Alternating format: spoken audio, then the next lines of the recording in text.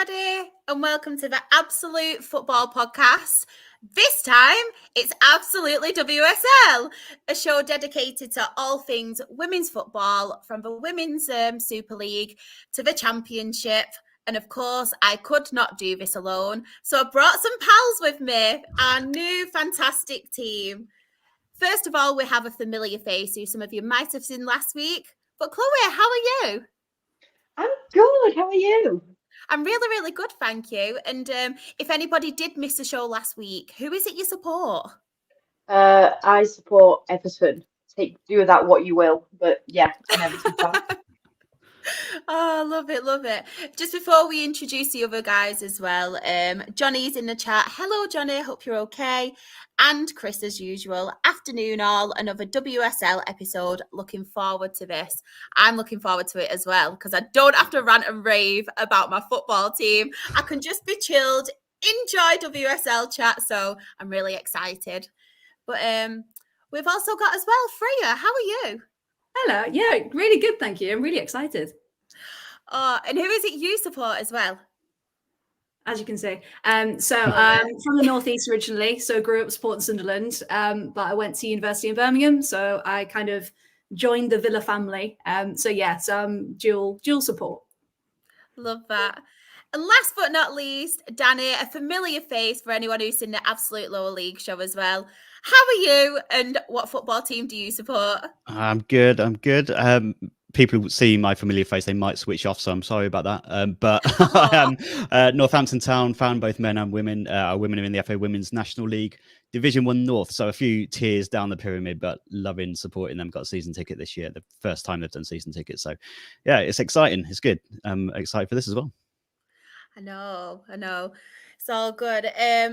Just catching on the show, we are doing 3 preview shows before the actual WSL starts up again. So Josh was on last week with Chloe, and this week we'll be concentrating and doing a bit of a review on the season so far and just standout players. So should we get talking WSL, guys?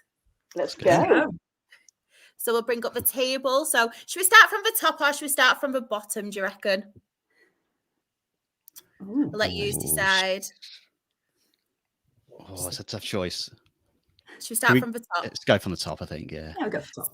Yes. Yeah. So Chelsea, top of the league. We know a lot about Chelsea. Who wants to start? How's Chelsea's season gone so far? It's obviously a good one. It's all about... Oh, sorry, go for it. Oh, no, I was just going to say, like, what can you say when you've got Emma Hayes in charge? You've got that absolute superstar studded squad. It was never going to go any different, really. I was kind of looking where the tables are from now compared to last season. And again, you've got Chelsea being title contenders. And I don't think we would have expected them anywhere else, really. No. Anything to add, Danny? Obviously, you was going to speak as well. Yeah, it's all about the Sam Kerr ACL injury. It was just so sad. Same as everyone when you heard that news. You just think, just this huge sigh of like, again, it's another one, and not another one. Yeah, not another one. But out obviously for the season, and it's all about now: can they replace her or will they replace her? I know Emma Hayes is going to be really wanting that Champions League before she goes to USA. They've got some replacements in there. Mia Official, maybe Aggie Beaver-Jones coming in potentially, but will they? I don't know if you got what you guys think about whether is she going to dip into the transfer market and get someone in for the last 6 months just to really go for that Champions League before she goes. It's that kind of balance of is she going to get somebody in there, or is she going to wait for Sam to come back with the star-studded squad that she's got? Because you got the likes of Lauren James in there as well who can play up there. But it's how do you replace someone like in the first place? But if anybody can deal with it, I guess it's Chelsea, isn't it? Yeah, because I was reading an article about it, and they said, well, actually, you can't replace Sam Kerr, can you? She's kind of one of a kind. So would Chelsea be the type of club to panic buy? Probably not. So it's either someone, if they do bring anyone in, it's going to be someone they've had their eye on for quite a while, or within their squad, are they going to say, actually, we don't need anyone else? Can we then push the youth, bring, I know Danny mentioned Mia Official there and Aggie Beaver-Jones, they're the youth that were brought in to do the job. So actually, now is it a really good chance for them to push forward and maybe have their moment?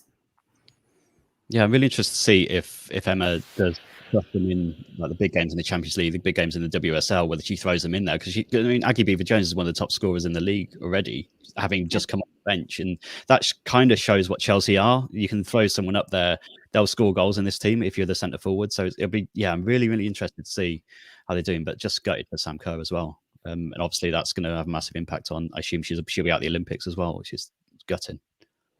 Definitely. In the chat as well, Shawnee has actually put, you're joking, not another one. How many ACLs is that now in women's football? How do you replace a legend like Sam? Can't. Yeah, that Freya said Exactly. Yeah, no one knows. You find a different way of playing, I think, don't you? If it's any other team losing their top scorer, you think that's their title hope's gone. But with Chelsea, with Emma there, I just feel like they'll make it work somehow. I might be wrong, but yeah. Definitely. Just touching on Chelsea as well. Is there any standout games from anyone from the season? Like any standout games, and you thought these are definitely contenders? Like it's put you there, or what do you reckon? Any highlights from Chelsea? I think it's got to the point with Chelsea where you expect that standout game. So I think anything less than that, you go, oh, they're not playing that well this week. But actually, for any other team, it's like a cracking performance.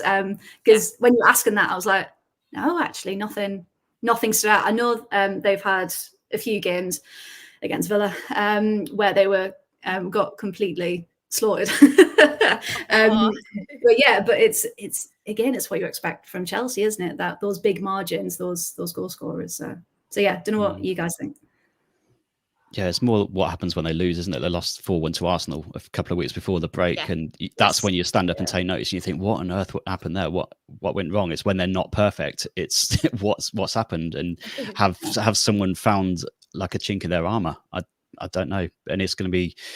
I feel like they're so consistent that it'll be difficult to knock them off that top spot this season. The only thing that I can potentially see derailing them is that Champions League, and will they put all their eggs in that basket and really go for it? And that might let a couple of other teams in the league, maybe. Yeah, definitely. Before we move on, anything you want to mention, Chloe, about Chelsea? I just say a standout play for me is definitely like Aggie Beaver-Jones. Like she's come on and she's just been absolutely phenomenal. Like she's one of the top scorers. She's playing really well for the under-21s, the Lionesses squad as well. Like she's really seemed to step up, and I think she could definitely be a brilliant contender to not take Sam Kerr's place, but step in for Sam Kerr and be maybe the player that they need. 100%. Sorry, I just had a bit of a cough then. Always comes at the wrong time. It did that the other show as well on Monday. Just going into the chat before we move on. We have Bait TV. Hi all. What will happen when Kerr's contract, seeing as her and Fran's contracts are ending at the end of the season? Anybody want to take that question? I don't think that she's gonna leave now. Like I think she might do Vivian Miedema. I think she might do Vivian Miedema and stay for another year and get almost that year back, and then she'll move to a different club. But yeah, I don't think she's going anywhere this year. Simon in the chat as well. You can't replace Sam Kerr. She's irreplaceable, 100%. Chris has put, we need to get new football boots or something to stop these ACL injuries to women players. It keeps happening. It really does. Really does. In the chat as well, Chelsea versus Man United, first game back after the break. That'll be a big one. Massive one. And we have got our very own Dan. I'm hoping one day Burnley women, who are smashing it in the Northern Premier Division, can become an established WSL team. Lots to be excited about with our women's side at the moment. That's brilliant to hear as well, isn't it? Like just the rise in women's football as a whole. It's just so good. I love it. Second in the table, obviously, Manchester City. It's actually nice to see Manchester City only second, isn't it, in any sport, because they're just taking over the world, aren't they, at this moment in time? So the bitter person inside me is actually happy not to see Manchester City at the top. But yeah, anybody want to speak about Manchester City? Yeah, I love watching Man City play in an attacking sense. So I'm not sure if they sometimes frustrate, because I sometimes think Gareth Taylor needs to get a little bit more out of the attacking talent he's got. You got Bunny Shaw up there, who scored 10 goals since coming back from injury. Jill Roord, Chloe Kelly, Lauren Hemp buzzing behind her. Like, goals across that attacking part of the field. They've signed Mary Fowler in the summer as well, I think, who's coming in and doing a decent job as backup. Kiara Keating has emerged in the number one as the keeper as well. And they've just seemed to have everything there ready for a title challenge. And sometimes they just let themselves down. Like, they've beaten Tottenham 7-0 at one point, and they go and get a bad result the next week. And it's like they're up there. And then all it takes in this league is one defeat, and you're just gone. Like, one defeat, and you get a couple of defeats a season, and your title challenge is over. And I just feel like they've really got to go for it this season, because the amount of the attacking talent they've got is amazing. So there's so many good players in there, and I really enjoy watching them. Yeah, definitely. A highlight from Manchester City's season so far, Freya or Chloe? I think just the fact that they made one signing in the summer, and it was Jill Roord, and the fact that she's just come in, and because after that mass exodus a couple of seasons ago, you thought, how are they going to rebuild? Are they, what's their team going to look like? So the fact that they've managed to bring in the talent, like Danny was saying, that they've got, I can't see why they can't push Chelsea right till the end. And actually, I'd quite like them to see them win it, actually, because of their pure talent that they've got in their squad. And it was, I went away with Villa to the Joy Stadium, and just, you can see all the money they're putting into their team. And it just shows you, when a women's club is affiliated with the men's and has the backing of the men's as well, just how much of a difference that can make. And you can really feel it when you're there. So yeah, I'm really impressed by them this season. Looking for that top spot. Definitely. And Chloe as well, I know we obviously mentioned a few standout players for Manchester City, but is there any personal favourites of yours? I love Lauren Hemp. Like, I've made no secret about that I really like watching Lauren Hemp play. I think she's amazing. Like, the talent she has got, and she's only 23. And yeah, I cannot wait to see her add to her goal tally and just keep being the insane player that she absolutely is. Love that. I do like Lauren Hemp myself, to be honest. And obviously, because of Lionesses, I am biased. I do like Chloe Kelly. That's just the goal she scores as well. It's always at the perfect time, isn't it? Like, she has got nerves of steel, that woman. She's almost come on as well again this season. Yeah. She's come on to be one of the better players in the team. She's almost stepped up even more this season, assisting a lot more as well.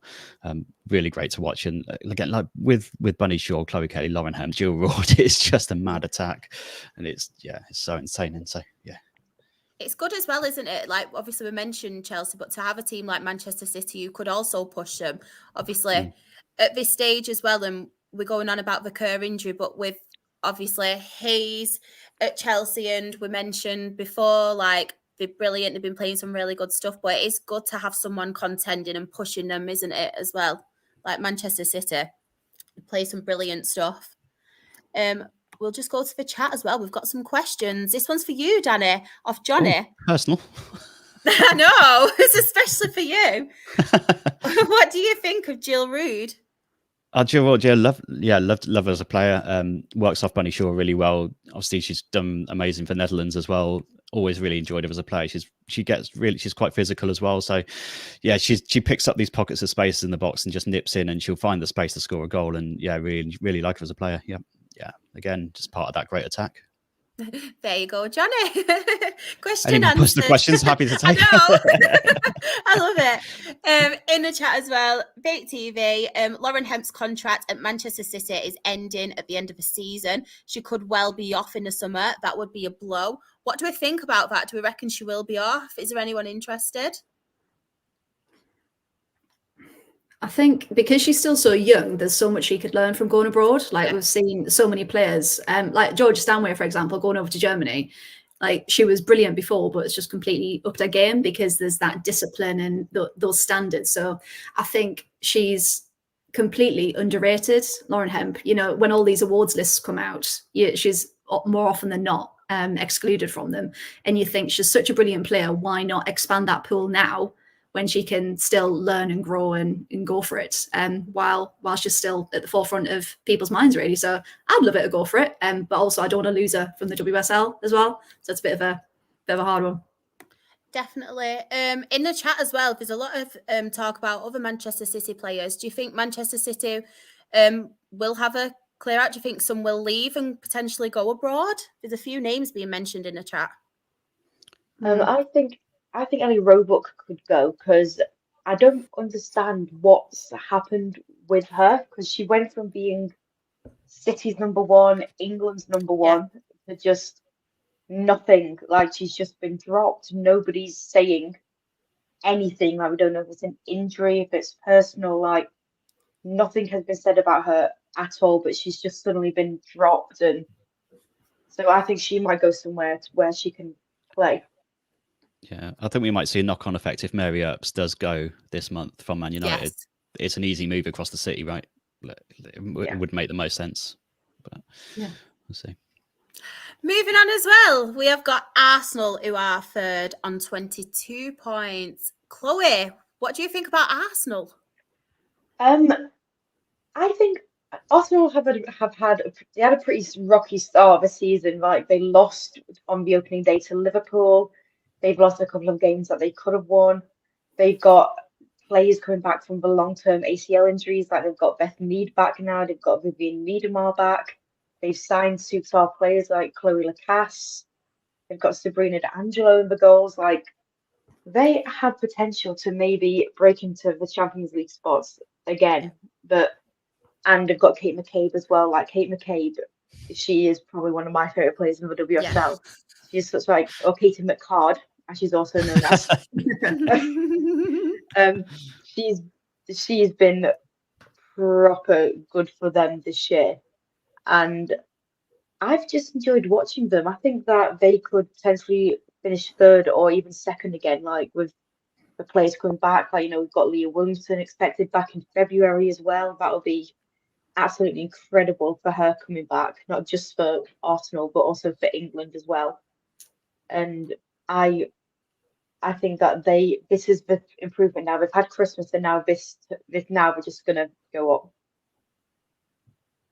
Love that, because they have really struggled, haven't they? And it's not as if it's been the odd player here and there. They've had some really key players, haven't they? And with really bad, serious injuries. Obviously Beth Mead being one as well.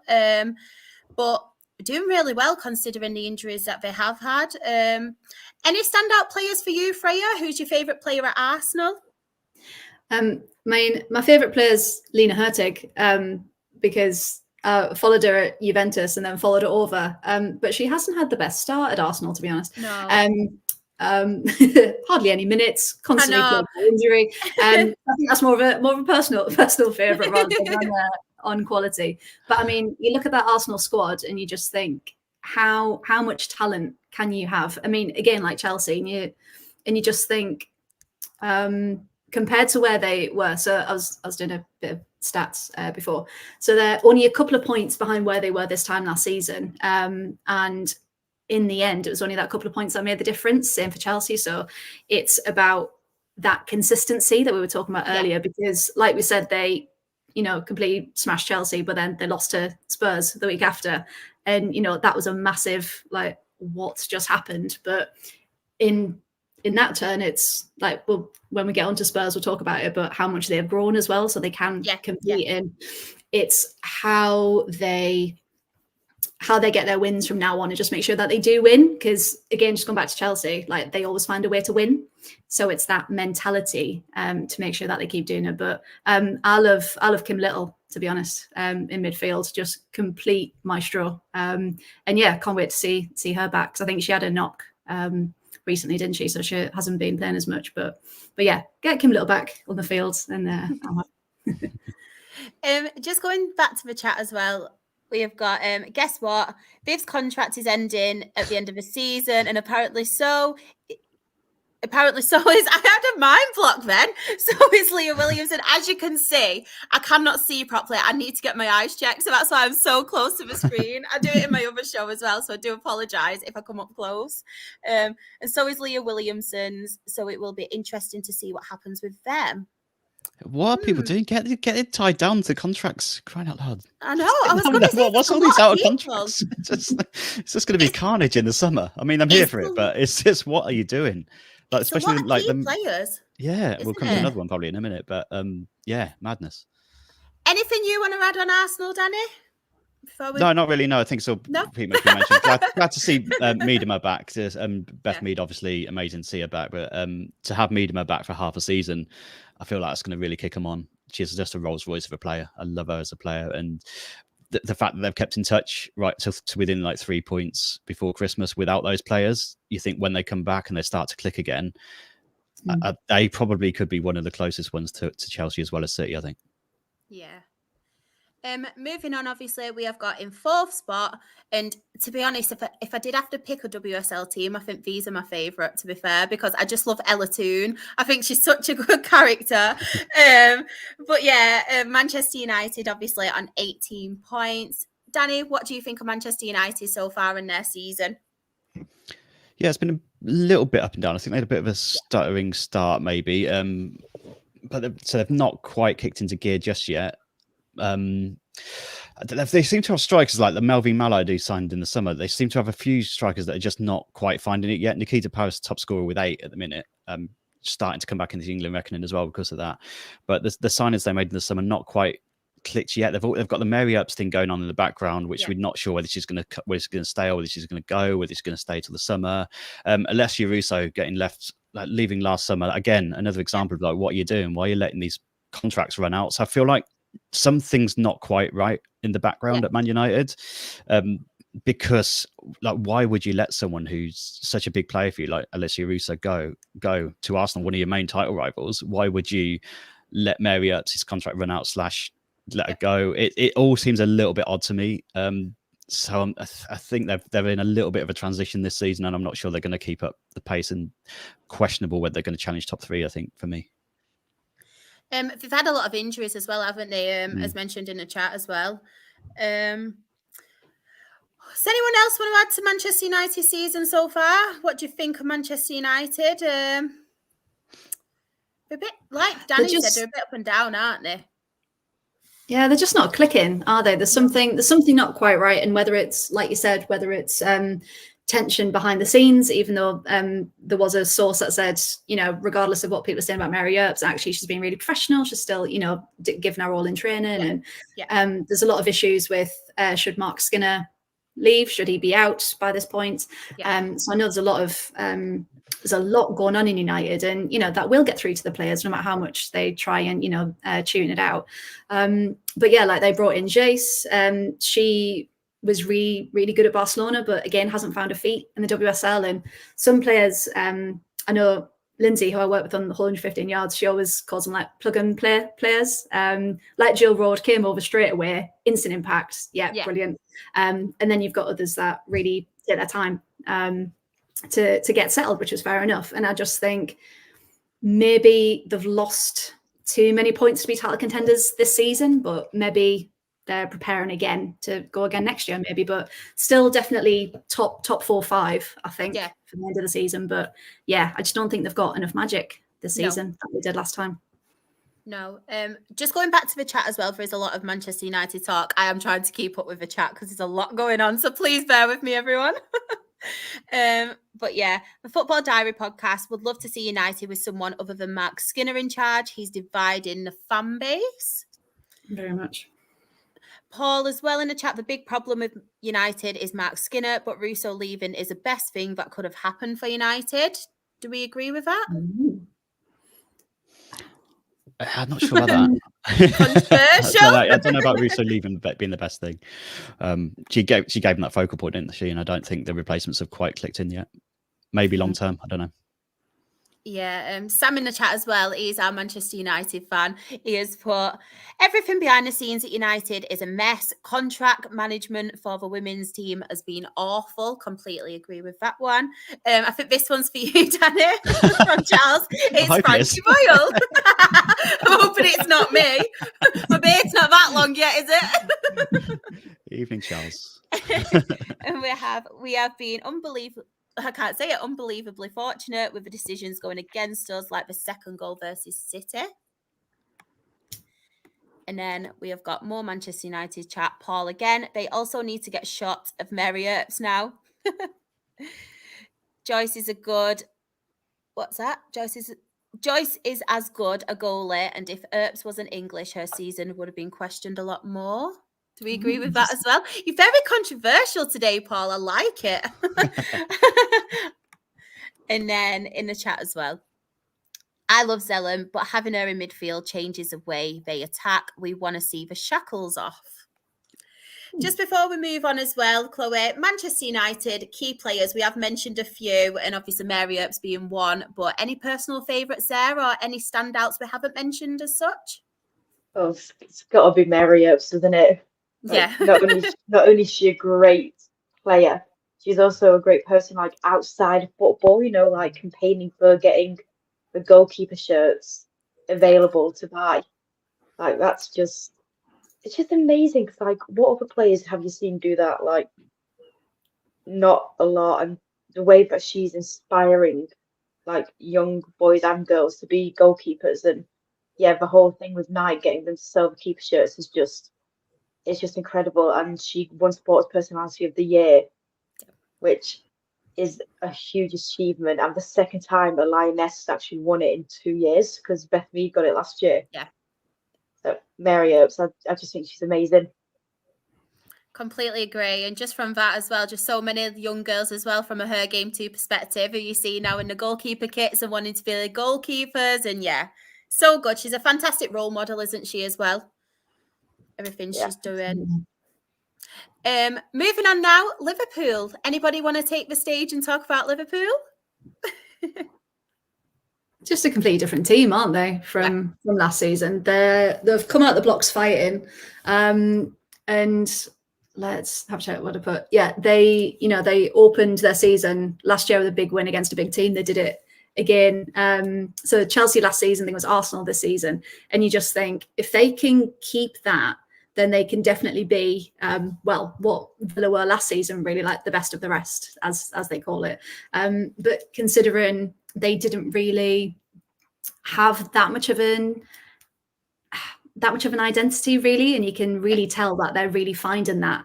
And they've got some cracking players, again, underrated. So you've got like Taylor Hines, Missy Borkerns, Gemma Bonner, and you just think all of that quality in there. I think there might be dark horses for the top spots this season. They can show they've held their own. And I think they're going to continue fighting. So, yeah, fingers crossed they do really well this season. Yeah, definitely. I completely agree with you. Any other standout players? Danny? Chloe? Any personal favourites of yours? You'll probably realise I love a striker now. I was going to say, is it a striker? But yeah, it's always a striker with me. Sophie Hall come in in the summer, scored a fair few goals from leading line really well. She's done it for Norway. I think she scored a hat-trick in the World Cup at one point for Norway. And she's just come in and done a real good job for them. But overall, Liverpool, I'm really liking how they're playing. The difference for last season is immense. Like, they lost 6-0 to Man United last season. Just before the break, they beat them 2-1 away from home, and that's the sign of how far they've come. Matt Beard's always he said as well that he's a little bit disappointed not to be on more points based on their performance as well. So they are like a great disruptor of the league. Like, the top clubs can go to Liverpool and play Liverpool now and be worried about it, and that didn't used to be the case a couple of seasons ago. Yeah. Like, some of the you'd have like a top 3 or 4 teams, they'd beat a team in 5th or 6th quite easily. But now you've got the likes of Liverpool, Spurs we'll come on to later, who are competing and can beat the big teams on their day. And Liverpool are a prime example of that. I think they're doing really well. Definitely. As we mentioned, obviously, we will get on to Spurs now, if you like. There's been a couple of mentions of Spurs, and they're obviously in 6th place on 15 points. So anything you want to say about Spurs, anybody? I know there's been a few mentions about them. Martha Thomas, what a player. And again, that goes back to United and their contract situation. They've let Martha Thomas go, Grace Clinton, and you just think, some players, referring back to Lena Hurtig again, but some players, they go into a team with the best of intentions and you think, right, what can they do? But then sometimes they just don't work in that team, and that's okay. It doesn't mean they're any worse of a player. It just means they weren't part of that jigsaw. They didn't quite fit. So it's really good to see that Martha Thomas has been able to be in she's in the top 5 goal scorers, and just what a confidence boost that's brought to Spurs, because again, completely different team than last season. And the fact that they brought Beth England in, and they're just, again, they're a big threat. So yeah, definitely not a walkover. Yeah, so attacking, aren't they, Spurs? I love their attacking. It's almost like, I don't want to bring the men's team in it too much, but Big Angie was there, wasn't he, in the last game? He sat there in the stand. It's almost like that whole culture of the attackingness of Spurs has just gone through to the women's team as well. And Robert Willem is introduced that to that side as well. I love the signing of Matilda Wimberg. I absolutely love that sign, attacking midfielder. I think she won the double in Sweden before she came over. Obviously, Willem will know her quite well. Again, that's another really clever signing, and they've got Beth England back from injury as well now, and she's a massive focal point up front as well, another striker that'll bring in, but for her to be on the end of attacks and to hold it up and bring others into play, I think it's a really exciting second half of the season for them. There's a lot of positives about Spurs. Obviously, we're not wanting to talk about the men's side because it is the WSL podcast, but just from Spurs as a whole at the minute, it does seem to be a lot more positive, doesn't it, than like previous seasons. There's a couple of things in the chat as well. Grace Clinton at Spurs has been sensational. Do we all agree? Yeah. 100%. Pushing England team as well, isn't she? And the big question, we've got a lot of big questions tonight. I like it. But the big question is, though, can Thomas Clinton and Beth England all fit in the same starting 11? Yeah, get them all up there. Just get them all in. Get them all up. You see their goal against Arsenal? It's mad. Like the team goal against Arsenal to win it was amazing. The way that they all pushed on. So they literally just all bombed forward. So just throw all the strikers on. Get them all on there. Danny's all for a striker. Yeah. Throw any striker on. You might find out. Strikers. This is why I fail on Football Manager. I love it. Oh, that made me laugh. Anything else to add on Spurs before we move on? Nope, I said it all. Next one, I am going to ask this person all about Everton, as she is our star Everton fan. So, Chloe, take the floor. Well, it's not with the great. I love the sigh first. It's not with the greatest start to the season. Everton are yet to win a game at home.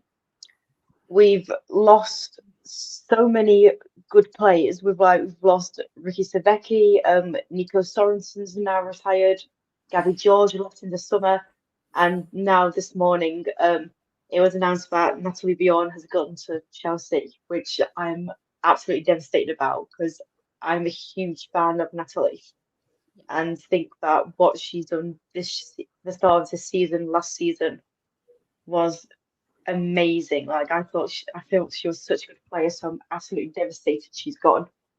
We won the Merseyside derby at Anfield, which was pretty good viewing. Really enjoyed watching that one. I bet. But yes, they've just not had the greatest season. We've also got loads of injuries as well. I mean, we've now got players coming back from injuries, like Karen Holmgaard's back, but we've also lost like Rambo. Emily Ramsey's got an ankle injury. Lucy Hope injured her foot in the derby. It's just not going well. Bless you. Any positives to take from this season? No, obviously we've had the run out the way. Any positives or any highlights of the season, just to put a positive spin on it? I think some of the young players that we've been starting recently have been absolutely phenomenal.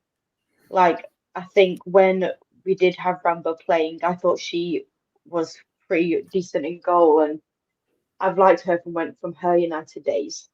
I've really liked watching Emma Bissell as well, and Heather Payne. Heather Payne has been a phenomenal summer signing. Like, every time I watch her at Walton Hall Park, she is just blown my mind. And also, I've really enjoyed watching Martina Piemonte, the Italian player. Her link up with Aurora Gali has just been stunning. I don't know if it's that Italian connection or what it is, but they have just been they've been so good together, and I just hope it continues. Oh, I'm sure it will. Oh, I hate it when obviously it's not going as well, but you've got to take all that into consideration, no. But do you reckon, even though you are having your struggles with injuries and obviously losing key players, do you reckon you will be okay though? And you will still be in the WSL? Yeah, I think so. Yeah, I good. hope so. I mean, hopefully during this transfer window we bring in some players, or at least bring in someone to replace Natalie. Yeah. But yeah, hopefully I think we'll be okay. I hope so. Any key positions as well that you think you might need to kind of bring in a January transfer window? Anyone you really need, like any specific position? Strikers. Danny, Yeah. do you know my name?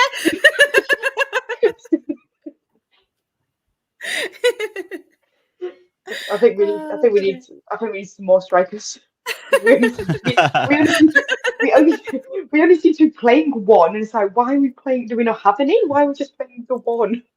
It's like, what? Oh, bless you. In the chat as well, we do have a personal question as well for you, Chloe. Not actually personal, by the way. It's just aimed at you. What do you think of Courtney Bronson? I like Court. I think Courtney Bronston has been really, really good, and she's always very vocal when she plays. Like, she's telling everyone what they need to be doing, where they need to be at, and she's also like Ireland's #1 goalkeeper as well. And I really like her. I think she's good, and I think what she does and the way she's teaching a couple of our younger goalkeepers as well is just it's just brilliant. And you can see the passion that she's also got for the team. So I think she's really good. In the chat as well, we have got Megan Finnegan, I think, has been good for Everton. You a fan? Yep. I'm a fan of Megan Finnegan. Yeah, she's been at the club since she was 8 and was named captain. She's only about 20, 25, I think. But yeah, she's been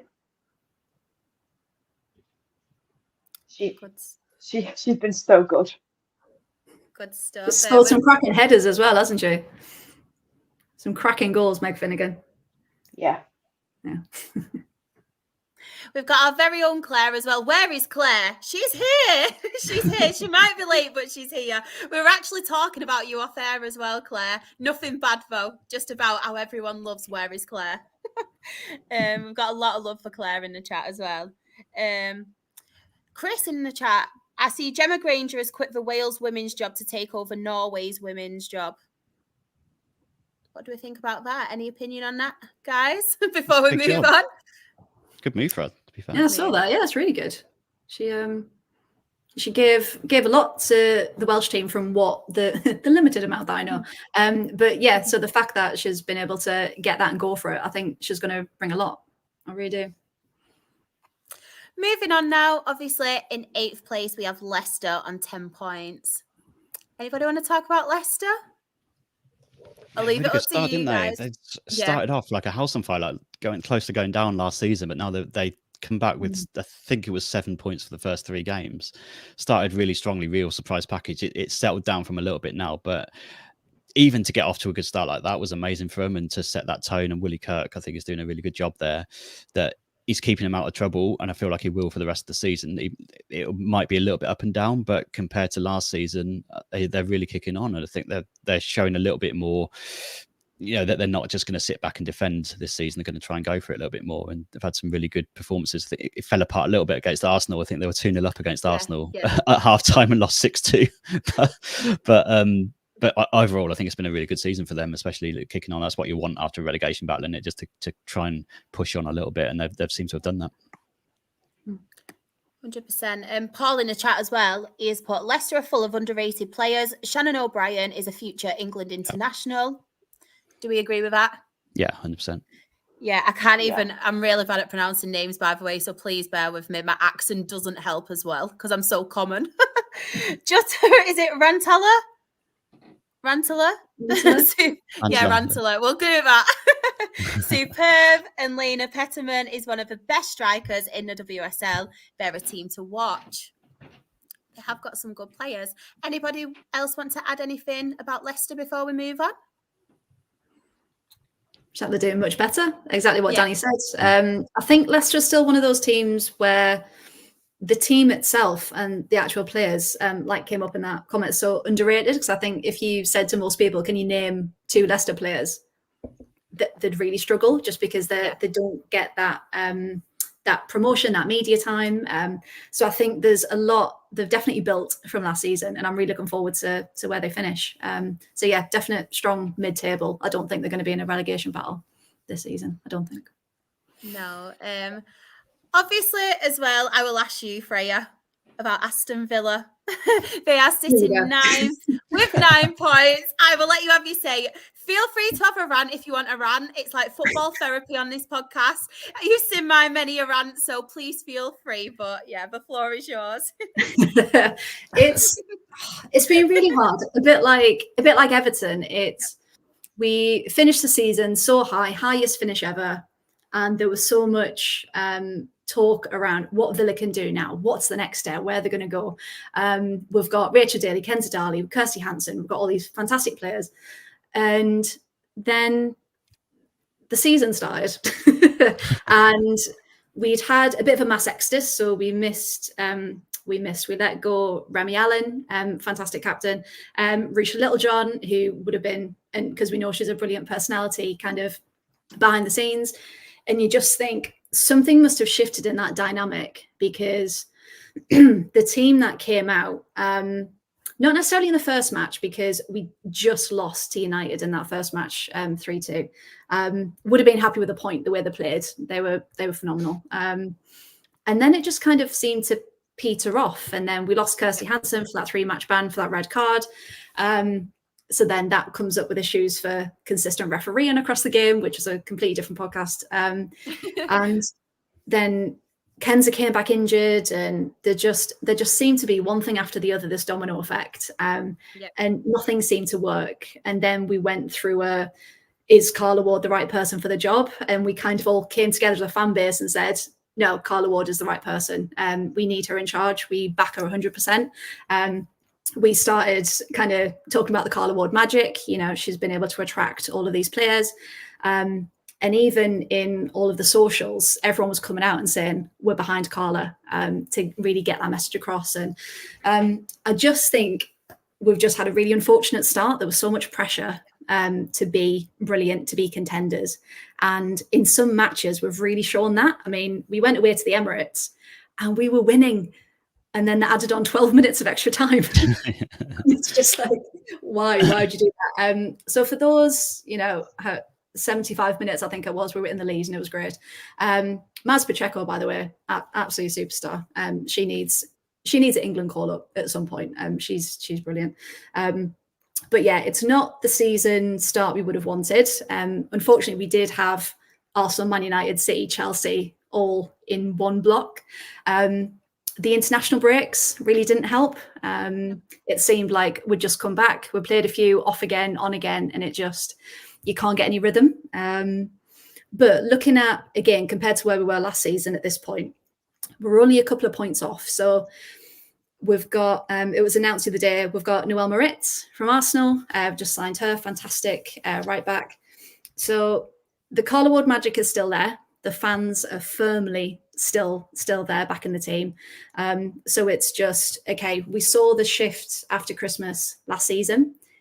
Hopefully we can do it again, because we've got that quality, and something just really needs to click. Because I've got Adrian Leon's shirt on the door, because she's an absolute rocket. Again, wasn't used at Man United, but comes to Villa and can just show her worth. So yeah, I think if we get everyone together clicking, then I can't see why, again, maybe not top spots, but definitely 6th, 7th, aiming for 5th again. Because I remember Carla Ward saying end of last season, consistency and kind of the power of the team to show that we are improving is to get 5th again, maybe, to show that wasn't a fluke. So everyone's fingers are crossed that we can have another fantastic end. So yeah, rant over. What do you guys think? Oh, bless you. That was a nice rant, though. And to be fair, Claire is loving your accent. It must Thank be you. because me and Claire are just common, and she will allow me to say this. So we do love a good accent, me and Claire. But a lot of love for it. But Thank you mentioned obviously your new signing as well. Do you reckon Mm. you will sign any more players in this window, or do you think there's any positions that you do need to obviously build on and get cover for? I hope we do. The rumours on the Twitter grapevine are that there's nothing at the moment, but we're still only at the 10th of January, so anything can happen. We just need a larger squad because, as we've seen with smaller squads in the past, there was one game last season where we had an elite, who's our second goalkeeper, and two other players. One was an academy player, and that was it. That's all we had. So we really just need that quality and that depth. So definitely defenders and midfield. I'd say we've got enough forwards. The ones we've got are fantastic. We've got Rachel Daly, and we just need to find the right formation and get that quality. And so we can rotate. So if there are any injuries, we've got people there that we know are proven and can still help us win. Yeah, of course. I was just laughing as well of Claire's comment. She put comment, me? No way, darling. These people watch our lower league show, Claire, so there's no hiding from it. No hiding from it. And there's a question from Johnny as well, Freya. Freya, would you take Denise O'Sullivan? Absolutely, but so I remember that rumor coming out, and I think it was Villa, Lyon, Chelsea, and somewhere else, and I thought, with the best will in the world, no one's choosing Villa over Champions League clubs. Would absolutely love her to. Absolutely, she's in. We like to think Villa we've got the older age range, but the quality, the experience, and we've also got the youngsters as well. So ideally, if we can bring people in that middle age bracket that have got the youth but the quality as well, that would be great. But yeah, I don't think anyone would say no to Denise O'Sullivan. In the chat as well, we've got Anne. Gutted, but I'm already the second best Macam now. Freya is part of the team, but she's wonderful. So there we are. Oh, thanks, Anne. Oh, I actually met Anne at the last Sunderland game before Christmas, Sunderland Birmingham City. So that was nice. So yeah. Oh, I love Anne. He's a legend. Do love our Anne. As well, in the chat, apart from Spurs and West Ham, this transfer window has been a tad quiet so far. Hopefully it will kick on shortly. That's been pretty quiet, hasn't it? Yeah. It's been pretty quiet. Yeah. Claire as well. Anyone around Mank and fancy going to some WSL matches with moi? She's not asked me. She must need some new friends. She must want some new friends, I know. Bloody hell, Claire. And Anne has put, pity we got stuffed. Love it. Moving on anyway, instead of obviously arranging our social lives on air, Claire. Bad influence. Next up, we have Brighton, who sit 10th on 8 points. What do we think about Brighton? Yeah, I think that's about it. No, not. Yeah, exactly. Is that why we're sitting in 10th? I tell you what, though, Elizabeth Turland, she's doing great for my fantasy team. She really is. Like, she seems like she's come from nowhere, really, and being able to score some cracking goals for them. So, they're, again, a completely different team. They can compete, but I think they just haven't been clinical enough, and they've let in more than they should, which is probably why they are where they are, to be honest. Do we think they will be involved in the relegation battle? Possibly. Yeah, I think they kind of are, aren't they, already? And I feel like they'd have just about enough. They feel like they've got the couple of individuals that can get them out of it, like Turland. I really like Poppy Patterson as well, left back. Starting to get some England caps now in the 23s. I really like the look of her. I feel like they'll carry on where they are at the moment and just keep out of it. let the other two battle. But the way West Ham, we talked about the transfer window a minute ago, when we come on to West Ham, they've kind of ignited it a little bit, and they might pull away potentially. So it might mean that Brighton end up dropping down if they're not, if they don't get their act together a little bit. But I'd like to see them up there because I've got all these plans for the purpose-built women's stadium and everything. I'd like to see that come into fruition in the WSL, really. Yeah, definitely. And just going back to the chat as well before we move on, we've got Baggers in net is top class. I love Richard Baggers. has put based on the discussions on how much United are in chaos earlier, sounds like we have half a chance. And as well, Katie Robinson is one that is what. Katie Robinson, sorry about this, guys. Katie Robinson is one that needs to leave and push on her career. I've got all tongue-tied then. Next up, in 11th spot, West Ham. What do you think about West Ham?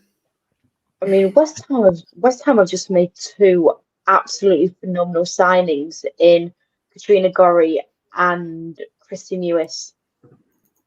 So do with that what you will, but I think those are two absolutely brilliant signings. Like we saw Minnie play in the World Cup, and she is a player that I've watched for a long time, who I just really enjoy playing. Watched the Matildas documentary that's on Disney Plus. It focused on Minnie, and it was so good. And Christy Mewis has just won the NWSL with Gotham, and I'm very, very excited to see what she can do at West Ham, because again, I rate her so highly too. Yeah. Like I just think they're two incredible signings, and they're incredible signings for West Ham, and I think they might just be what gets West Ham out of this relegation battle. Yeah, 100%. I think they would walk into most teams in the league, I think, as well. Yeah. So I was pretty stunned to see them sign for West Ham, but they've clearly looked at it and thought they can't afford to go down. They're level on points with Bristol City, and they're right in there in that battle. So they thought they've got to do something drastic. Only scored 8 goals all season, and so they've got to do something to change that around. It feels like the start of the transfer window is they're going to be a little bit more, just push it even more. I feel a little bit sorry for Bristol City in all this, because they're just not going to be able to compete with that kind of signing. So with that, like I said about Brighton, I just feel like West Ham will naturally just rise up the table now. Yeah, definitely. And then last but not least, obviously, we have mentioned them, but Bristol City, we all in agreement that we think they're the ones who will obviously go down. Yeah, I mean, they've come up. I mean, fair play to them. They've had the best kind of mentality. And I think if anyone had to be in their position with, limited funds and everything, they've come out every single week and they've been fighting, right till the end. And that's the kind of grit and determination they needed to have to stand a chance. So the fact that, they nearly won against Arsenal, didn't they? That was, I think, a scare for everyone. And yeah, I think if they just keep fighting right till the end, they probably will be in that battle, but they could surprise everyone too. So yeah, it'll be an interesting one, that one. But odds are, probably going to be still there by the end. Any highlights or key players? Obviously, we've mentioned it about the top teams, but for Bristol City as well, has there been any standout players for you this season from Bristol City? Or who's kind of their gem in, obviously, this team? I think Amelie Threstrup is the one for them. Scoring, I think she scored pretty much half of their goals, if not more. She seems to be the one that they rely on to score the goals. She'll put the ball in the back of the net when she can. But other players, I'm not sure, are following up with that. I think Rachel Furness is someone who people might know. She's hit a couple of goals this season, but for the most part, it's Threstrup. And I'm not. I just feel a bit sorry for them, because it's just like they haven't got the backing that a lot of these teams have, and they're naturally going to be fighting for it. But like it's been mentioned, they're fighting, and it's really good to see them play against some of the bigger teams, because they really go for it. And they lost to Chelsea fairly heavily, but they still put in a really good fight. Like, again, it's that gap closing between the smaller and the bigger clubs in the league. Yeah. Go into the chat as well. A lot of people feeling sorry, bless them, for Bristol. I feel sorry for Bristol. They are a good outfit, but it is hard to see who will finish below them. It is, isn't it? Yeah, definitely. It is. Especially with, obviously, West Ham, as we mentioned, signing a couple of players as well. Carrie Jones at Bristol for me is a good player. And then Paul in the chat has put Bristol City will stay up, I think. Ooh, I'm liking this. Ooh. Paul, Okay. I want to know as well, who do you think will go down then if you think Bristol will stay up? That's the thing, isn't And it? then, yeah, reckon That's. Brighton? I don't know. I really want to know now. I'm intrigued. I mean, like the weird, you could potentially see Leicester having a bit of a wobble and maybe dropping, but I just don't know how Bristol City make up that gap and like consistently as well. And Ant in the chat as well, he has put Fernie still delivering the goods for Bristol. Anything we want to add about? Sorry, anything we want to add about any of the other teams before we move on, or should we go to the Championship? Anyone want to do any more rants or anything? Want to get anything off your chest? We've got Graham in the chat as well. Bless him. Graham. I know. And Championship, we will start from the top. So we have Birmingham. What do we think about Birmingham? I mean, they're fighting for it, and they just missed out last season. It was quite heartbreaking, really. But yeah, the way they're playing, who the stars they've got on their squad, I'd be really happy if they got it. Then it brings the Midlands rivalry back, Villa and Birmingham back in the same league. So that'll make for quite a good derby day. But yeah, I think the way they've been playing. And again, like I was saying, went to see them versus Sunderland before the break, and it ended 3-0, which doesn't sound great. But they just some of the quality that they bring is just a real pleasure to watch. So Remy Allen, they've got Lily Ag, so they've got some brilliant Lucy Quinn, some great international stars in there. So yeah, they're a pleasure to watch, and I really hope that they keep that top spot. But as you can see, there's not much in it between the top 5 at all. No, definitely not. We've actually got Graham in the chat who's a Charlton fan, and he has put up the mighty Charlton women. It's nice, bless him, for him. And in the Lower League podcast, he's always coming on, and it's a bit inconsistent with Charlton. So I think he's happy to come on here and actually see Charlton women doing well, bless him. Just back on the comment as well from before, Paul has actually put, of those teams, I still think West Ham will go down. All it takes is Mewis and Gorey not to quite perform and City to take a few wins. That is true. And then Ant has put, they took their chances, didn't they, Freya? Very professional team. Yes, absolutely. Yeah, very clinical Birmingham in front of goal. So, and that's what you need, especially when it's going to be that tight. Some of their passing and moving as well was amazing, wasn't it, in that game? So yes, for a couple of their goals. So good. Yeah. Managed by former Cobblers men's player Darren Carter as well, which is always fun. Obviously, we have got second in the league, Charlton, also on 23 points. What do we think of Charlton? I mean, again, they're pushing for it. Because I was again looking at where everyone was last season, and Charlton were 4th at this point last season. So the fact that they're second, which proves goal difference has gone really well for them as well. And you just think with everything that's improved and the fan base keep expanded, and there's all this attention on it. There's some really good rivalry now for those spots. But yeah, pleased at their second. Shows that growth. Yeah, top right until the break, weren't they? I think until they drew with Sheffield United. But like the weird thing about Charlton, they've lost once all season, and that was to Watford, who were bottom, and that's Watford's only win of the season as well, which is nuts. And that shows just what can happen on their day, doesn't it? Yeah. I'm just laughing at the chat as well with Claire. She has put, I'm picking Durham as my team so I can rival Anne. That's so typical. So typical of you. I made me laugh. We will go on to Sunderland in a second, and Paul's also mentioned them. Sunderland have the best coaching team in the league, and Palace are underrated too. Jade Pennock's injured for Brum, so they've lost their star striker too. We will actually talk about Sunderland now. And there's only one person I can actually ask about Sunderland. So, Freya, Have Me? your moment. Speak Sunderland. So this club, I mean, the history, I mean, they've had some fantastic players come through. I mean, you probably know of Jordan Nobbs, Lucy Bronze, Beth Mead, Jill Scott, Steph Houghton, etc. Had some brilliant starts, and you just think from where they are and where they were last season. I mean, it was a relegation battle last season. They were right at the bottom, just praying for a win every week or even a point. So the fact that they were the only team near the beginning of the season that hadn't been beaten yet. So the fact that Sunderland had a stat like that, I think it was 6 or 7 games unbeaten, and it's just like, right, okay, we've got it, we've got everything in place.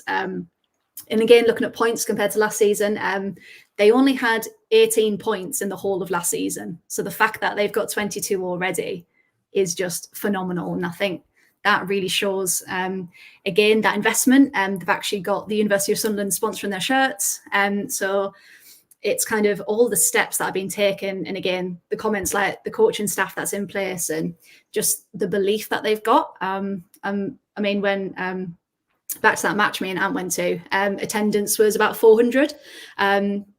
And, you know, for a very windy, it was when that storm was here, like it was awful. So the fact that they're still getting a decent sized crowd at Eppleton, which isn't, bless it, the best ground, just shows that the fan base is there and just that support is phenomenal. And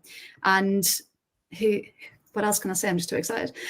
We've got some fantastic young players as well. So like Mary McAteer, Katie Kitchen, Katie Watson, all part of either the English, Welsh unders teams and are doing phenomenal things. So yes, we're still quite a young side, but we're showing we've got that quality and that fight. And I really think they could be contenders for the top spots and staying around where they are, which is a brilliant thing to say. But yeah, just really, really happy with Sunderland. Do you think you can do it? I can't see why not, to be honest. If they keep, if they're more clinical, I think that's the only thing they're lacking. We had some fantastic chances, and again, going back to that match, it was 3-0, but it could have been 2-1 because it was an own goal and a goal line clearance. But yeah, it's when the score lines don't reflect the actual work on the pitch. So I think just by watching them week on week, you can see how much they've built since last season. So yeah, can't see why not. They can't go for it, to be honest. Oh, exciting times. Exciting times. And in the chat as well, however lasses. However lasses, absolutely. We have got Richard as well, who's put, part of me wants Sunderland not to go up so that we can have some time where derbies for the lasses, and even better if Durham are around as well. We have better on a derby, yeah. Durham are not my most favourite team. Man United have never won away to them in 90 minutes. Wow. Can see why you don't like them. And then we have Anne as well. Wherever we finish now, I'm good with. Would be amazing to push for promotion, but I'm just proud of this group. Oh, I love that. Yeah. Graham, it's going to be a great second half of the season. And Ant as well, we need another centre forward for sure. We have the best keeper in the league. You never know. Yeah, shout out to Claudia Morn. She's phenomenal. Yeah, absolutely phenomenal keeper. Oh, I hope you do it. I really want to come and watch a game now. I think we should have an Absolute Football podcast day out for Sunderland women. Yeah, I'm down. Let's do it. Yeah. Let's do it. Let's get this show on the road. I know. 4th place, we have Crystal Palace on 21 points. They're close as well, aren't they? To be fair, it's a very close league, isn't it? From like 5th, obviously, to the top. Very close. Absolutely. What we're making of Crystal Palace? I know in the chat they mentioned they had some underrated players and they're quite an underrated team. It's carnage, Crystal Palace. They're just like mad. Like the amount of goals they score, the amount of goals they concede. Like 35 goals in the league this season, conceded 15, shows you what kind of team they are. They're just, it's so good to watch. If you want to go and see a game where there's goals, you're guaranteed it with Palace. Beat Durham 9-1, beat London City 6-1, a few ding dongs through the season as well, 4-3s, 3-2s. so many goals in the team. Elise Hughes, top scorer in the league as well with 12. She's going to be the next one. She's the type of player you just look at and you think she's going to go in the WSL one season, because she's got everything that you want in a central striker and a number 9. She'll hold the ball up. She'll score goals from anywhere. She can take a mean penalty as well. And she's that type of player who would just fit into a lot of teams. And if Palace don't go up, I can see her moving on potentially in the summer. Ooh. Anything else we want to add to Crystal Palace before we move on? No, some don't No. know.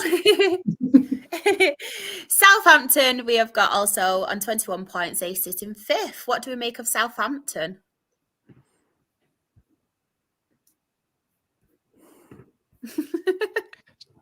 Just a little bit inconsistent, really, aren't they? Like the last few games, lost. They're right up there, but they've not drawn a single game this season, so it's like they either win or they lose, obviously. But it's putting them in a good place where they're 2 points off the top still. So it's almost better for them to be losing a couple of games but then winning 3 than it is to be drawing games that they could be losing, if that makes sense, or winning. Because it's kept them right up there. I just think with one promotion place, it's going to be tough for them to keep it up for the whole season, because those defeats to especially teams around them will end up costing them, I think. Yeah, definitely. And we've got Sunderland and Southampton are going to meet in the FA Cup as well. So that'll be an interesting one. This weekend? Yes, I believe so. Yeah. Oh, interesting. What do you think about that? Any predictions? Are you not one for predictions? Putting you on the spot here. It's one of those, because they both can be so inconsistent. It's either going to be a hammer in either way, or it'll be a draw and then go to pens. Yeah. So I don't honestly can't tell you. A 0-0. Yeah, 0-0 right to the end. Yeah. They lost to Durham last time, didn't they? Was that away, Durham, or they lost? Because the last game, the Sunderland one. Sorry, Southampton. I'm not they sure. go away to Durham in the last game. Now they've got Sunderland away in the next game, which is quite the trouble. Yeah. Northeast. That's why they just stayed there for Christmas. Yeah. Just going back to the chat as well, Claire has confirmed she's coming to this meetup. Richard has put we should do it for the FA Cup final. Anne has put I think Palace will go up game in hand, and they have Bella Blanchard, who is WSL bound. I'm really not good with these accents, I think it's because I'm so common. Everyone talks about Elise Hughes at Palace, but Annabelle Blanchard is the Ella Toon of a championship. We have Chris also. He has put there's a lot of love for Palace. Palace have that game in hand, so it will be close. Anne has put Southampton have underachieved for me. Best team in the league on paper, but if matches don't go their way, they panic. Andy's also confirmed it is on Sunday, Shah. Then it's Sunderland versus Villa in the County Cup. Yeah, and then going to that one Wednesday 24th. If anyone's coming. Love it. Love it.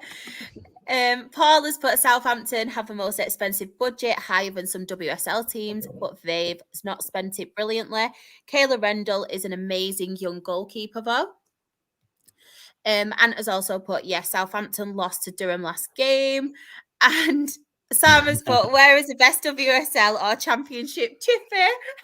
I love a good chippy, Sam. It'll never be. It'll never beat Rochdale's wherever it is anyway. So no, never. We'll just we just win. We don't win much, but for the best chippy, hands down, we win. Hands down. Durham now. We'll move on to them. The enemy, is it? A little bit, yeah. What do we make of Durham?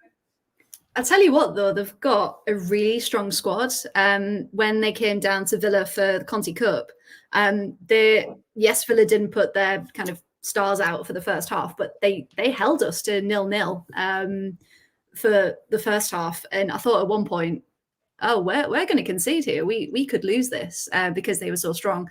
Because you've got players like Becky Saliki, really, really strong. And you just think, yeah, they're sixth at the minute. And I think that kind of maybe reflects, again, that bit of inconsistency. Because, again, just looking at the tables, we've got, where's it gone? yeah, won 5, drawn 2, lost 5. So again, probably not picking up the points that they should do. And of course, they've completely sold out their Man City match for the FA Cup, which is phenomenal. They've printed like special programs and all sorts. So I think having that exposure as well, getting loads of people to the Northeast and that kind of environment, and that's kind of what we love about the FA Cup, isn't it? That kind of rivalry. So yeah. What do you guys think about Durham? Yeah, it's most of their games are like odd goal games, aren't they? They're like they don't win or lose by many, so you can see why they're in mid-table. Really, it's maybe just needing a couple more through the door. Maybe this exposure I say exposure. It's only on the red button, isn't it? Is that right? There's not a single game in the FA Cup that's on actual like live TV. I think it's in the red button. No, I think they're all on the FA Player. I think. Oh, they're on FA Player as well. Player. Oh, okay, cool. I think so. Yeah. Yeah, but yeah, they potentially need a couple more in. They're just established that at this level, aren't they? They just always seem to be in the middle of the championship, and this season, no different. Fairly inconsistent, but not really losing by many, apart from Palace. Well, I think they got hit by about 9-1. But yeah, I think that 9-1 in September. Yeah, against Crystal Palace. Yeah, I mean that's what. But yeah, so it'll be interesting to see what they do kind of rest of the season, if they can just stay put in mid-table, or if anyone kind of leapfrogs them, because there's not much between kind of Blackburn and Sheffield United as well behind them. So yeah, be interesting. See what's next. Sorry about that, guys. Right. Just go back to the chat. We've got Anne as well. One of Durham's young players, Poppy Pritchard, has just signed a Nike deal. Watch out for her. She's going to be a superstar. Paul has put Durham basically 70s lead reincarnated. They love, and in capitals, love a hard tackle and aren't fussed if it takes legs with the ball. They could rattle Man City. It is got potential. And I'm not even going to read them comments out loud from Claire. I mean, if anybody wants to, but I'm not getting us cancelled. So I'll leave you all to read that, but I won't put them up. But where were we up to? Did we do Blackburn? Are we moving on to Blackburn? Just onto Blackburn. Yeah. Just We're onto on to it. Blackburn. So what we're thinking about Blackburn, so they are 7th on 15 points. Yeah, similar to Southampton, really. Not drawn any games, it's inconsistent. They've had a couple of games off for postponements, so they've got a chance to go up there. But I just always feel with them that if they win a game, they're going to lose the next one. It doesn't feel like they've got enough to get into that top half. They're potentially a side in a little bit of transition this season. On the day, can beat anyone, but on the day also they can lose to anyone. So it's very, very mid for them at the minute. Yeah, definitely. Yeah, Any players that stand out from Blackburn? No, is that bad? I can't think of something. No, the top scorer's only got 2 goals, Meg Hornby, but I think that's about it. Yeah, so it's not real. There's no real standout names. They're all quiet. We're all in it together. We'll put it like that. Yeah, We're team all in effort. It together. Yeah, team effort. No stands out, no superstars at all in it together. Absolutely. That's what we'll say. Ant has also spoke about Blackburn. He's put, they were the first team to beat us this season and we absolutely battered them, hoping to get revenge on them in January. Sounds good to me. I like it. Oh, I love it. Moving on, obviously, in 8th, we have Sheffield United on 14 points. Similar? Yeah. And I think the next couple of teams here in this little block are having very similar seasons. Of course, kind of we all know what's been going on with Sheffield United and, you know, maybe all of that kind of turmoil and that pressure and maybe affecting what's going on because they've been really inconsistent. They've had, let's just have a look. Oh, it's gone. No, my notes have gone. So have a look. Yeah, so 1-4, drawn 2, lost 5. So yeah, it's very hit and miss all over the place. And I think yeah, they're just really not in a good place right now, to be honest. So as long as they can kind of keep where they are, because they don't deserve to drop. So yeah, if they can just keep being consistent, pick up more points where they can, and just hopefully for next season they can build something a bit more that represents kind of where they have been previous seasons. Yeah, definitely. We actually have a Sheffield United fan in the chat. I'm not sure if Johnny obviously keeps up to tabs with the women's team, but he has asked a question. Do you think Sheffield United will do anything this season up the Blades? Just think they'll be comfortable? Do you reckon they'll be involved in the relegation battle, or do you think they'll just be comfortable in the league? I hope they don't end up in relegation battle. I hope they can, like I said, just kind of stay around where they are, consolidate that, and then again look to build for the future again. Because yeah, everything that's gone on, you can't expect kind of 100% at the moment. Yeah. Just in the chat as well, we have got Paulie's put Sheffield United are not in a good place. All sorts of questions about their management and treatment of players. Is it Goodwin is a lethal striker who deserves to be at a far better team? Claire has also put the report about Maddie Cusack is upsetting. Hope there's a thorough independent investigation. So sad. Johnny is also in agreement and said that has hit them. And Anne in the chat has also put just sack Morgan and we can all like Sheffield United again. Hope the whole club learns a big lesson from the Maddie Cusack story. So sad. It was incredibly sad. Yeah, it was devastating. Yeah. Yeah, it really was. Bless her. Yeah. Highlighting a lot more needs to be done. It really does. I completely agree with that. Yeah. A lot more safeguarding needs to be in place. Because so many horrendous people are managing to slip through the net. And you just think if it was in the men's game, you know, would that have gone on that far? So yeah, a lot, absolutely horrendous, but hopefully this highlights things that need to change and need to change now, really, within the women's game. Definitely. I really hope so. Moving on, obviously, in 9th spot is London City on 12 points. London City. This is I know. They've dropped. They've really dropped from glory there. You know, top spot contenders last season.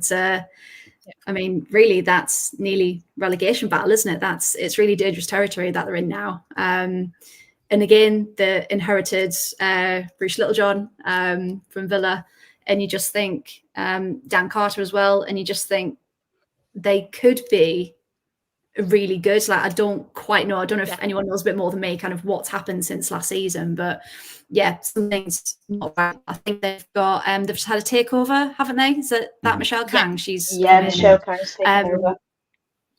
Yeah, and you just think, okay, well, that's brilliant investment wise. So let's try and build where they were. But yeah, real shock where they are in the table.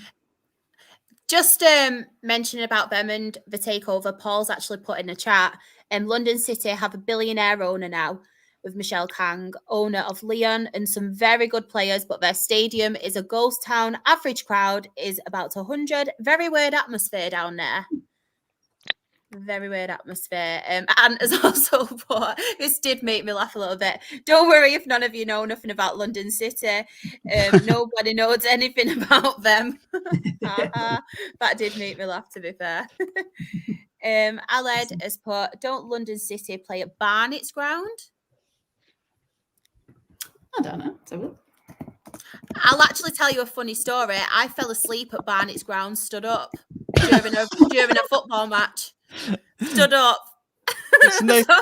Was that Underhill or was that in the Hive then? Because Underhill used to be on a slope, so that's quite hard to fall asleep. You might end up rolling down. That one. I think it was Underhill, to be fair. Just roll down the sides. Yeah, I just thought, just to break the ice a bit, everyone knows about me anyway, so I just thought I'd tell you an embarrassing story. But yeah, wasn't the most exciting football game, I'll give you that. I think it was a 0-0, but I actually fell asleep, stood up. My dad was like shaking, like, Charlotte, you're embarrassing me here. I was like, it's not the first time I've embarrassed you, Dad. They play at Prince's Park. Prince's Park, which is Dartford's ground, that one. Oh, damn. So I've just told a story and I didn't need to. It's the wrong ground. No, was a keep good going. story, Keep the though. story. Yeah. We all enjoyed it. Damn you, everyone. It is Oh, weird that like made that me when you laugh. get, especially in London, when you're taking over a club that's not really got the infrastructure there or the fan base, and to take over and throw all these millions at it, it is like, what is going to happen? Like, how would you grow the fan base with so many big teams around you? Like, I can understand if you're in the middle of nowhere and you've got a fan base that you can build and bring up, but you've seen it with likes of Forest Green and stuff over the years. You can get to a certain point, but then when does the fan base come with them? You can only go to a certain point because there's just nowhere out from the fans to come from. Like, all I can think of is maybe they're going to appeal to younger fans that they're going to try and bring along with them and stuff like that. So it'd be really, really interesting to see what they do. But I can see them becoming not very well liked if they're not already liked already. Well, Paul's actually put, and this just made me laugh because it's something we talk about as well on our other show. But obviously at London City, we're about £4 million in debt and barely survived the summer. They're franchise FC. That made me laugh. Oh, Claire.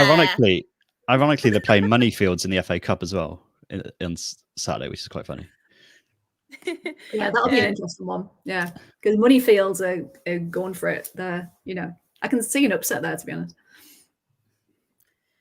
In the chat as well, Graham has put, they're my second closest team after Charlton, who play at Crayford. And Paul has also put, and yes, London would be better off renaming to Kent, because they play their football in London, so it's so tribal. They used to be Millwall. And Johnny has also put, going to see Birmingham and London City. Cannot wait for that. Oh, love it.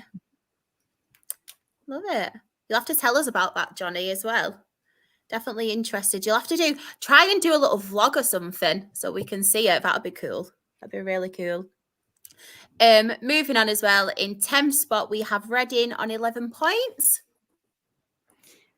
I feel sorry for Reading and the players. I really do. They kind of, they've just lost everything, really, haven't they? They've had to go to part-time contracts for the players. There's just, I feel really sorry for them. And now, relegation battle from Championship as well. So I think it's just gone from bad to worse for Reading. But without that investment, I really don't know what's going to save them. And again, yes, they've got 11 points, and if you look around them, that's not that much from the others in that mid block. But they're just not getting enough, and I don't think it'll be enough to save them. But I don't know what you guys think.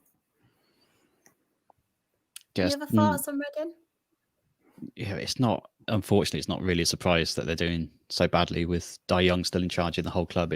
You just wonder how on earth they survive. Everything's been slashed with other teams that we've just been talking about as well, getting better, and everyone else seems to be on the up, and they just seem to be on the way down. And it's horrible to see, because the ownership of the entire club is just affecting every part of that club, and it's awful to see. Like, everywhere you look with Reading, it's just a horrific story. So it's you hope they can survive, and you hope they can kick on if the club comes under new ownership. But at the moment, it just seems to be they're going down and down, and to a double relegation be horrendous for them.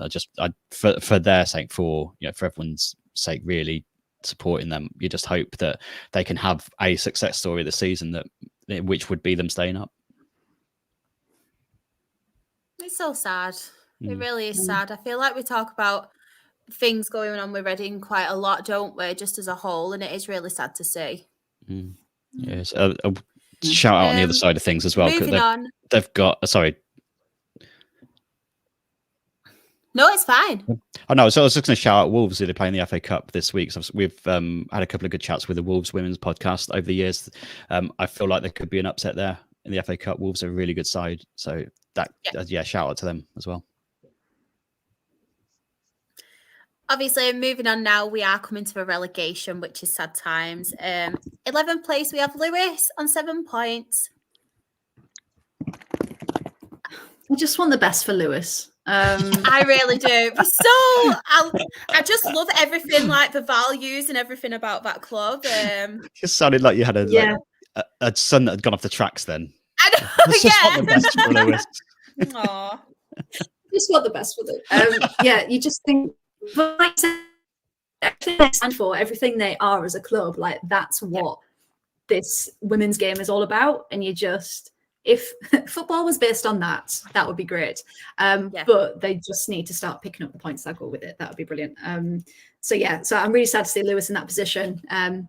But yeah, they just need to, again, more clinical and just keep fighting, keep going for it, and hopefully they can just manage it. But yeah, if Reading unfortunately keep going the way they are, maybe Lewis can leapfrog them a little bit and maybe stay up. But yeah, I did see as well. I think they have signed a couple of players. I think they brought in a midfielder. I think she was from Charlton, and I think a forward as well. So obviously they are signing players as well. So hopefully, because good team, aren't they? Good little team with the right values and stuff. And like you said, it's what football should be. Is what football should be. Yeah, absolutely. So yeah, everyone keep your fingers crossed for Lewis. Everyone. Stay up. And then obviously moving on now, bottom of the league, we have Watford on 6 points. Watford. Bless them. That's all I can say. It's so sad, isn't it, being in a relegation? So sad.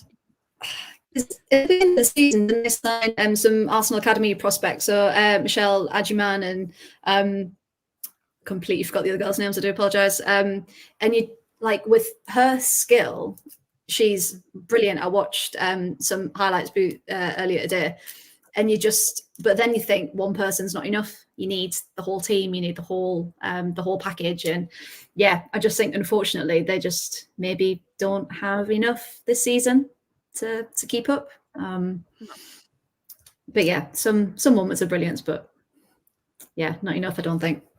Bless them. Just looking at that table now, obviously we've touched on these teams, but do we see Birmingham winning it? Like, what's your predictions? I'll ask you one by one now. I want who you think's going to win it, and I want the two you think's going to get relegated as well. So Chloe, I'll come to you first. Ooh. Do you think it'll stay the same, or do you think there'll be someone else who contends and someone else who will drop down? I do think Birmingham are going to win it. I do think they have been really strong, but I think Reading might be in danger with Watford. I think Lewis could possibly just do enough to get out, but yeah, I think it's going to be Birmingham win and then Reading and Watford get relegated. Danny? I'm going to go Palace to win, actually. I feel like they've got, if they can sort their defence out a little bit and they can keep scoring goals, I feel like the carnage of Palace, and they've got some really good players, and if they can keep hold of their players, I can see them just about pipping it. But it's going to be so exciting, that top five. But what is there, 2 points between them? Birmingham went from 5th to top last time out by beating Sunderland, and it's so close and it's so tight. There's going to be the odd player who's going to make the difference. But yeah, I think Palace. I think I agree with Chloe that Reading might drop into it and Lewis might escape. So I'm going to go Reading, Watford to go down, Palace to win it. I like it. And Freya, I don't want to hear anyone but Sunderland winning it. I'm only joking. Who do you think's going to win it? And obviously, who are your favourites for relegation? I mean, obviously my heart says Sunderland, but yeah, I'll be happy if they just keep fighting and stay around there. Really, that would be great. I do think it's going to be Birmingham. I think they've just got something special about them this season. But again, with how tight it is, that top five could look completely different by the end of it. But yeah, so Birmingham, Sunderland second. And then I think, so I agree with Chloe and Danny that Reading might slip down, but I think London City might slip as well. So I'm hoping Lewis come out of it, and I think it's going to be between Watford, London City and Reading. I think are going to be the three in trouble. Got a lot of love for Lewis, haven't we, guys? I love it. I'd love if London City put billions. London City throw billions at it and get relegated. That'd be quite funny, to be fair. Yeah. I know. Imagine. Just going back to the chat as well. I'm a bit confused by the chat now. I think because we've been talking about this, I've kind of lost my ways. But Claire has put only beaten for stadium name by Bolton. And then we have Anne who's put she got injured early on as well, Freya, which has really set them back. Yeah. Paul in the chat has put, Watford were the other team in my Coventry United's famous Great Escape game in 2022. Only time I've ever cried at a football match, commentating on that. Claire has put, love this pod, new knowledge for me, appreciate you all. Aw, thanks, Claire. We appreciate you too. Paul has put, the universe owes Watford though, so I hope Lewis and Watford stay up. And Aled has put, really enjoy. Oh, what's going on? I'm having a nightmare today. I am really sorry. Aled has put, really enjoyed listening to the pod. Definitely going to listen again to gain more knowledge of a women's league. Oh, I love that. And you've all taught me as well. I love women's football, but my knowledge isn't as well as you guys. So yeah, you've taught me really good. I'm glad to be on it with you. And has put, Sunderland play some very winnable games in the league coming up. 7 out of 9 would be guarantee us top again as the others all play each other. Big chance for us to be top again by March. That'd be nice. Ant's confident. Ant's confident. Do you know what? I'm going to throw it all out there. I'm going to say Sunderland are going to win it. I really hope so I'm now. going to say Sunderland are going to win it. I really hope so. And then Johnny's put, London City will stay up. So that's been it, guys. It's been an absolute pleasure talking WSL with you. Been an absolute pleasure. As we mentioned before, this will be a regular show now on Wednesdays at 8:30. And we've got one more preview show, which will be hosted by Sam. He will talk about everyone's predictions next week. He will talk about what people think, any news, and also FA Cup, because that is this weekend. But thank you so much for talking WSL with me. Chloe, if anybody wants to find you, where can they find you? You can find me on Instagram and Twitter at ChloeBear529. Love it. Freya, where can anybody find you? And also plug your podcasts as well, because they are really good. Thank you. Yes, I'm one half of the Ball 115 Yards. Me and my friend Lindsay, we're across all socials, so come and find us. And yeah, our podcast is as regular as we can make it, to be honest. So yeah, we'd love some people to come and join in the chat. So yeah, come and say hi. Love that. And Danny, where can everybody find you? I am at Danny Brothers on Twitter /X/whatever it's called. At Cobblers to me if you want to, for whatever weird reason you want to listen about Northampton Town's progress in the men's and women's game, do come and check us out. A couple of weekly pods out on that one. We talk all things League One /FA Women's National League as well. And if for any stupid reason anybody does want to follow me, I don't know why, because all I do is whinge and rant about Rochdale. But this has been a nice change. So hopefully now I will be talking about WSL too. So please, but if anybody does want to follow me, I am SharXRAFC. That is on Twitter, Instagram, and it's on TikTok. You can catch me tomorrow as well if you are not sick of me on Absolutely Lower League, because I've been on a hat trick of podcasts this week and I can be annoying. So I am sorry, guys. You've had to put up with me 3 times. But if anybody wants to follow the podcast socials, we are Absolute Ball Pod on X. We are on YouTube and Twitch, Absolute Football Podcast. On TikTok, we are Absolute Football Pod. On Instagram and Threads. If you do Threads anymore, because it just kind of disappeared, didn't it? It was kind of a new thing, and then it just suddenly disappeared. But if for some reason you are on Threads, we are Absolute Football Podcast _. We have an Absolute Football Podcast on Facebook, and you can catch us on Mondays, Wednesdays, and Thursdays at 8:30 with our Premier League show, nearly WSL show, and obviously Absolutely Lower League, where tomorrow it is me and Claire and Matt Farley. So yeah, it should be a really good one. And we are talking FA Cup as well as obviously the league game. So thank you so much to everyone in the chat as well. It is always a pleasure talking football with you. Thank you for your continued support, all the nice messages you give. You're just also brilliant. And yeah, have a lovely weekend, everyone. See you later. Bye. See you. Bye.